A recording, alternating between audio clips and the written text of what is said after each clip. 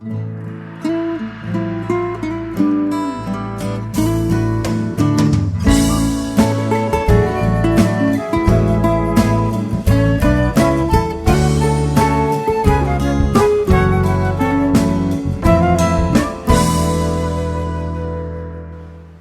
é com muita alegria que a gente recebe esse convite dos amigos do Vir a Ser para compartilhar algumas reflexões em torno do terceiro capítulo da primeira parte do livro Consolador.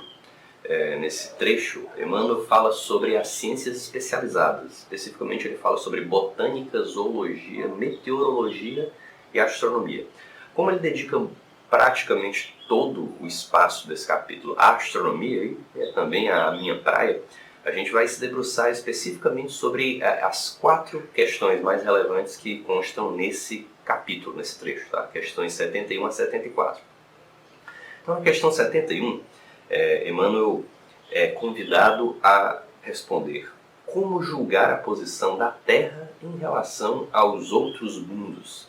A resposta de Emmanuel é uma resposta coerente com a doutrina espírita e com o conhecimento científico. Olha só o que ele fala para a gente. A grandeza do plano sideral, onde se agita a comunidade dos sistemas, é demasiado profunda para que possamos assinar-lhe a definição com os mesquinhos formulários da Terra. No turbilhão do infinito, o sistema planetário centralizado pelo nosso Sol é excessivamente singelo, constituindo um aspecto muito pobre da criação. Nessas cifras grandiosas, compreendemos a extensão da nossa humildade no universo, apiedando-nos sinceramente da situação dos conquistadores humanos, de todos os matizes, os quais, no afã de assambarcar em patrimônios materiais, nos dão a impressão de ridículos e vaidosos polichinelos da vida. Quando eu li essa resposta aqui, imediatamente me veio à mente um texto muito conhecido, muito famoso, do astrônomo americano Carl Sagan. É um texto publicado por ele em 1994, que eu havia utilizado na mesma semana, tanto na Casa Espírita, no estudo sobre as moradas da Casa do Pai, quanto na sala de aula, nas minhas aulas de astronomia para os alunos do Ensino Fundamental 2. O texto chama-se O Pálido Ponto Azul e foi escrito por Carl Sagan após uma imagem feita pela sonda Pioneer 1, quando ela estava a 6 bilhões de quilômetros da Terra. Ela estava a 6 bilhões de quilômetros da Terra e Carl Sagan solicitou à NASA que ela virasse no sentido da Terra e fotografasse. E essa imagem que você vê aí. Vou ler aqui um texto que Carl Sagan fez a partir dela. A Terra é um cenário muito pequeno numa vasta arena cósmica.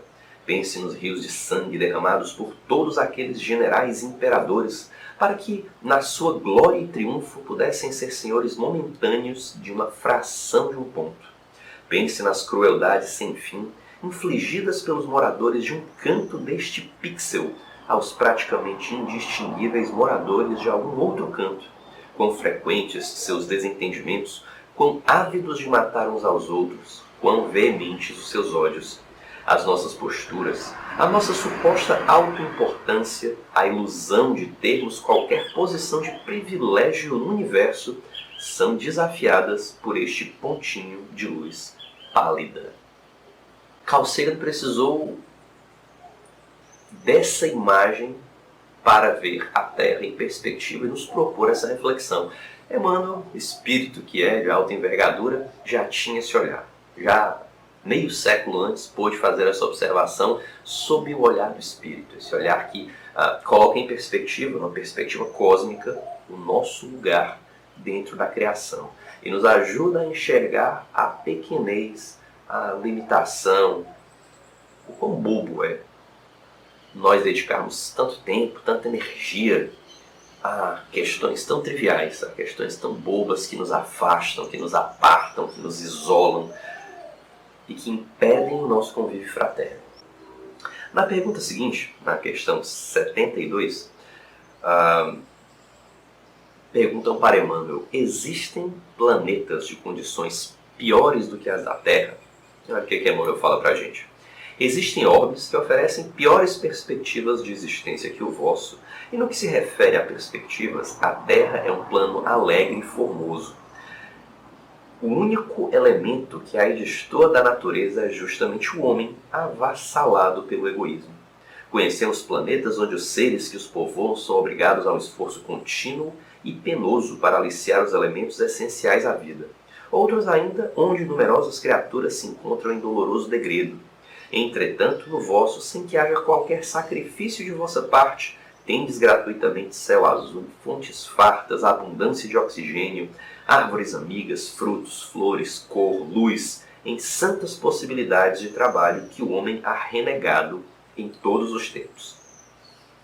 É interessante que quando Emmanuel deu essa resposta aqui, a gente só conhecia os planetas do nosso sistema solar. Apenas 9 objetos dentro do nosso sistema solar eram classificados como planetas por nós. E quando Carl Sagan, em 1994, 54 anos depois de Emmanuel, escreveu o texto do Padre do Ponto Azul, ainda tínhamos apenas 9 planetas em perspectiva. Somente no ano seguinte, em 1995, é que descobrimos o primeiro exoplaneta, ou seja, um planeta localizado fora do nosso sistema solar. E a partir daí não paramos mais. De 1995 para cá, a gente perdeu um planeta do sistema solar, né? Nosso querido Plutão foi rebaixado de planeta para planeta não, uma nova categoria criada em 2006, que criou um critério a mais, na verdade, que estabeleceu critérios objetivos para a determinação do que seja ou não um planeta. E dentro desses critérios, Plutão ficou de fora de um. Por não atendê-lo, Plutão foi rebaixado a essa nova categoria. Então a gente perdeu um planeta do sistema solar. Em compensação, ganhamos cerca de 3.000 novos planetas detectados fora do nosso sistema. E nessa infinidade de planetas, essa miríade de mundos que a gente tem detectado, coloco para vocês nessa imagem, essa figura recente produzida pela NASA, ela mostra um pouquinho do que são, de como são esses mundos que a gente tem localizado. Você vê que você tem 3 níveis diferentes, né? Você tem uma linha em torno de Júpiter, uma linha com escrito Júpiter, outra linha escrito Netuno e outra linha escrito Earth, que é Terra. E ela mostra os tamanhos dos exoplanetas detectados até aqui. Você vai ver que logo no início, é importante a gente destacar, a gente praticamente só via planetas do tamanho de Júpiter, esses planetas maiores. Por quê? Porque obviamente eles são mais fáceis de encontrar. É muito mais fácil você encontrar um planeta do tamanho de Júpiter, que tem um diâmetro 11 vezes superior ao da Terra. É um planeta que é muito maior e tem muito mais massa. Então ele acaba tendo um impacto mais significativo na órbita da estrela. A órbita da estrela sofre um pequeno bamboleio, que a gente pode dizer assim, que é verificável daqui de fora. E também quando o planeta passa na frente da estrela, entre nós e a estrela, ele é muito mais perceptível do que quando passa um planetinha como a Terra. Então no começo a gente só encontrava planetas do tipo gasoso, né? Planetas grandes como Júpiter. E ocasionalmente a gente encontrava planetas no porte de Netuno, que tem 4 vezes o diâmetro da Terra. Menos da metade do diâmetro de Júpiter, mas ainda assim é bem maior do que a Terra.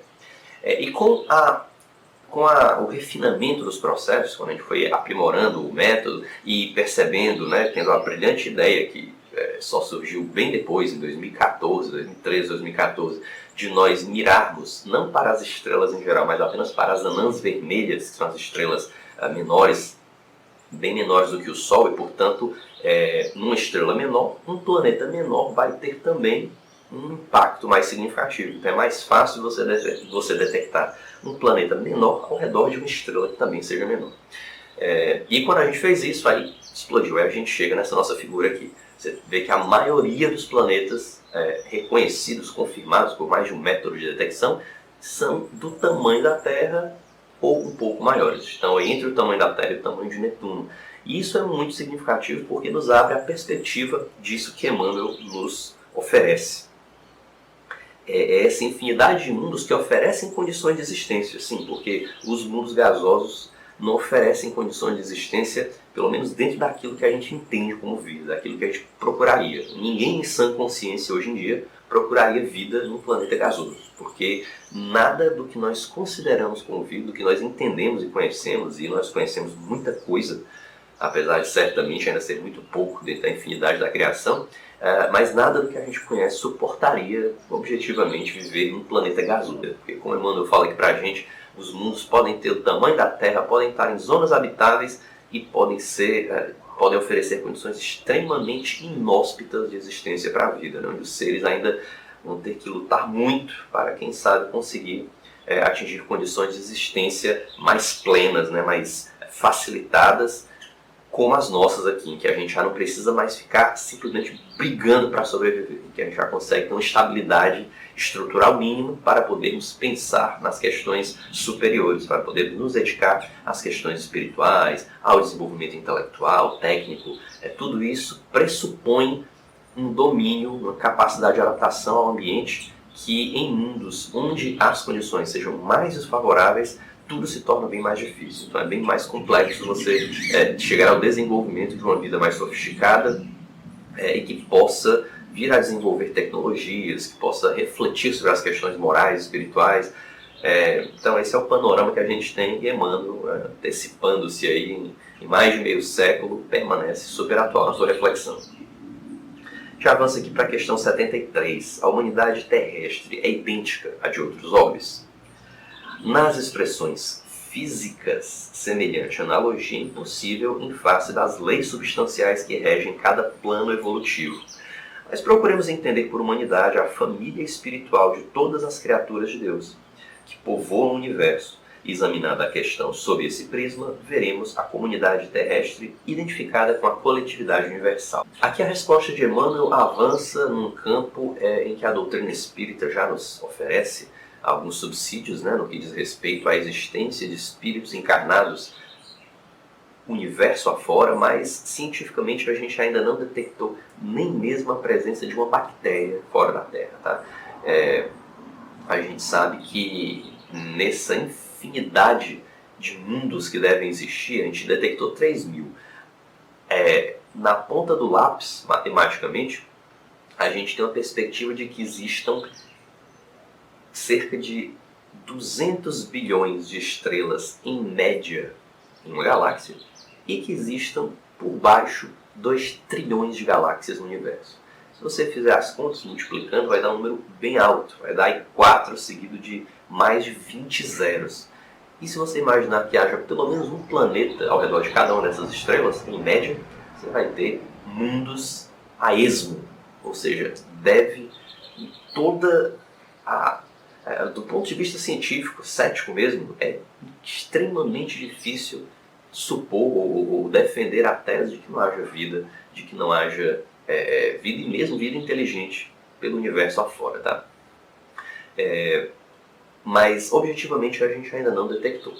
Imaginemos que, como Emmanuel aqui nos oferece, nos propõe, essa é uma reflexão importante, as expressões físicas, né, nas expressões físicas, a analogia é impossível. Não existe pelas próprias condições extremamente diferenciadas entre os mundos, não há que se imaginar, nós não temos como imaginar que haja humanidades muito parecidas com a nossa, o que não impede que haja espécies, animais, dentro das quais ou nas quais os espíritos possam encarnar, espíritos compreendidos como os filhos de Deus dotados de livre-arbítrio, inteligência, autoconsciência, e que possam desenvolver nesses trajes, né, nessas carcaças, como a gente usa essa carcaça do Homo sapiens, eles haverão de usar carcaças de outros seres lá, que permitam a eles o desenvolvimento daquilo que eles têm a avançar, daquilo que eles têm a evoluir. Mas a gente ainda não tem objetivamente muita informação a esse respeito do ponto de vista científico.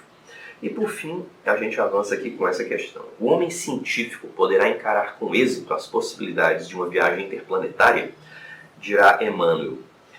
Pelo menos enquanto perdurar a sua atitude de confusão, de egoísmo e rebeldia, a humanidade terrestre não deve alimentar qualquer projeto de viagem interplanetária. Que dizermos do homem que sem dispor a ordem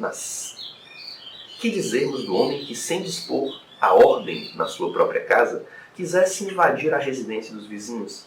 Se tantas vezes as criaturas terrestres têm menosprezado os bens que a providência divina lhes colocou nas mãos, não seria justo circunscrevê-las ao seu âmbito acanhado e mesquinho?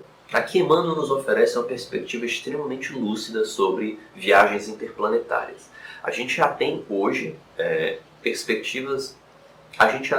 planos bem concretos de colonização da Lua e de Marte, que são os dois objetos mais próximos e mais colonizáveis, por assim dizer.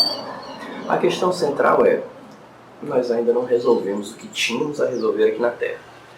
Então, as perspectivas existem, elas estão postas. A gente tem aí um prazo de 15 a 20 anos para termos, sim, colônias terrenas na Lua, em Marte.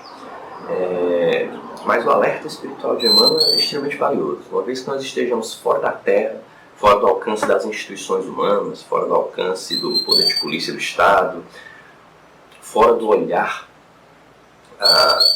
daqueles que convivem conosco, como será que nós vamos nos portar? Como será que nós vamos conviver uns com os outros? Sem termos resolvido as nossas questões no campo do egoísmo, do orgulho, da vaidade, da materialidade, talvez essa convivência nossa fora da Terra, fora do alcance de todo esse aparato que nós criamos ao longo do tempo para nos mantermos minimamente no prumo, talvez esse convívio seja difícil, talvez esse convívio seja bastante desafiador, e a reflexão de Emmanuel é extremamente prudente, sábia e providencial. Esperemos que esses projetos nos ajudem, que a busca por morar fora da Terra, por conseguirmos alcançar outros mundos e habitá-los e colonizá-los, tenha o seu valor científico, no sentido de nos ajudar a compreender melhor as condições de vida, as condições de habitabilidade, as condições de existência do organismo humano, dos seres que existem sobre a Terra. A gente vai levar para lá plantas, vai tentar plantar e tudo. São projetos que podem nos alargar os horizontes sob muitas perspectivas, mas, sem sombra de dúvida, a providência nos colocou sobre este mundo para aprendermos juntos, e aqui as lições que nós temos a aprender.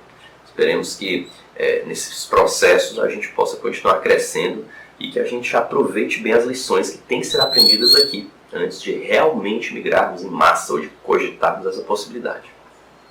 Essas eram as nossas reflexões, espero que elas tenham sido úteis e que os estudos avancem com toda a beleza e com toda a grandeza daquilo que Emmanuel tem a nos oferecer. Tá bom, pessoal? Fiquem com Deus. Até a próxima.